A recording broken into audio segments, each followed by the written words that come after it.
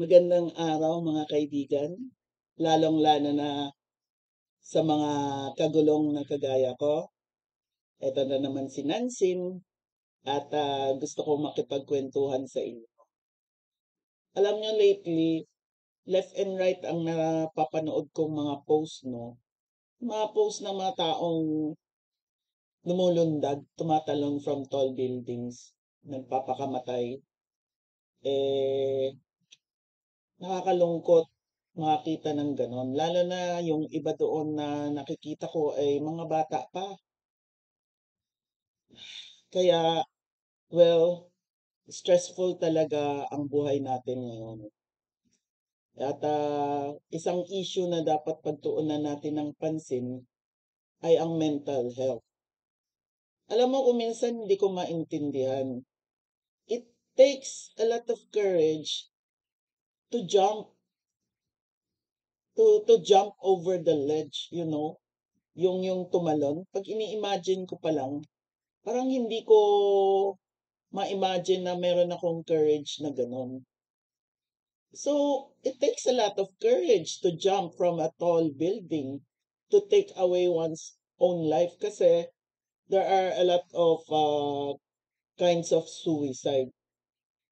Meron mga umiinom ng mga pills o kaya ah, naglalaslas ng kanilang pulso.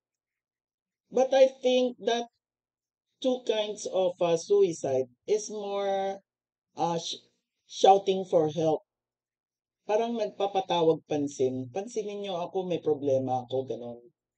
But etong pagtalon sa building at yung isa pa, yung pagbarel sa sariling sentido, I consider those two kinds of suicide.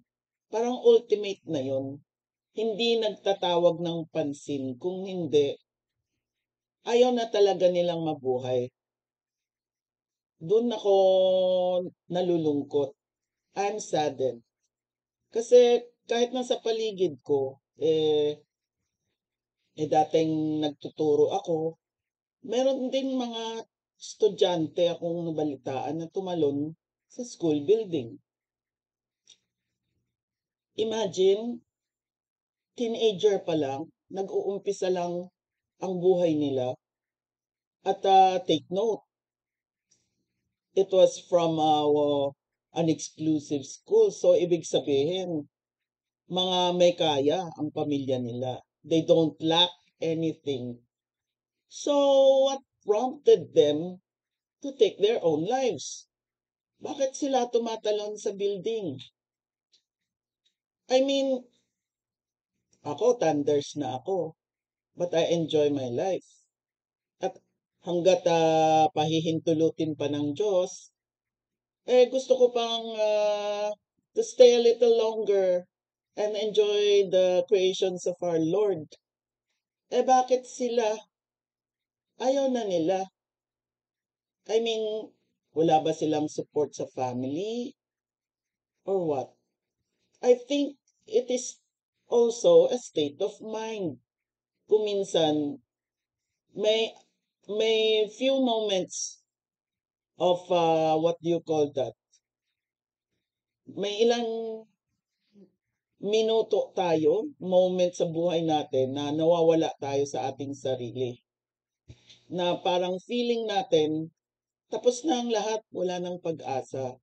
But friend, kung ganyan ang iniisip mo, I hope na sana pigilin mo sandali. Okay, count up to 100. Kasi kung minsan after that, wala na eh. Pag lumipas na yung feeling of desperation, you will still find that life is beautiful. Ngayon, huwag kang laging nakafocus sa mga negative energies. Lalo na ang mga negative influences sa paligid mo. I know life is tough. I get to live up to my age, thunders. At of course, marami din akong napagdaan ng pagsubok. And yes, one or two times, naisip ko rin yun. Why don't I just end my life and everything will be done? Wala na akong problema. Pero wala nga bang problema? Anyway, it's another topic na rin yun, no? Pero I am glad that during those times, medyo naduwag ako. Kaya nalampasan ko yun.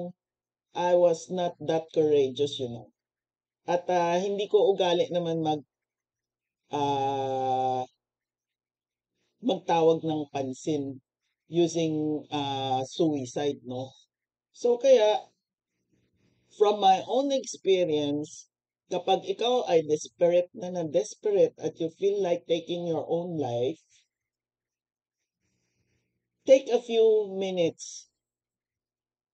Mag ano ka, dili-dali ka, wag mong gawing kaagad kasi ganun lang naman kabilis ang mamatay eh. So why do you have to be in a hurry?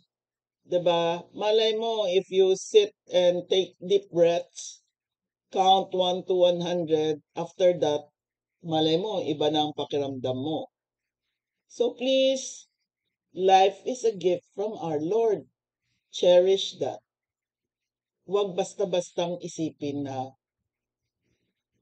magpakamatay, na itapon yun. Kasi we don't have the right to do that. Remember, only God has the right to take away what He has given. And life is a gift. No matter how hard it is, kapit lang sa Diyos. I hope na makatulong ito. Hindi lang, I mean, kung hindi effective yung mag-take deep breaths, edi subukan yung maghanap ng makakausap. Kausapin niyo ang iyong sarili. Kausapin niyo ang Diyos. Basta, think 100 times before taking your own lives. I wish I will not witness again mga post na mga tao na nagpapakamatay. That is the saddest thing. Yung iba nga ginagawa ang lahat para madugtungan pa ang buhay nila. Bakit? May iba naman dyan na kay bata-bata pa, gusto nang mamatay. Sige, I hope you contemplate on it. Thank you very much. Hanggang sa susunod.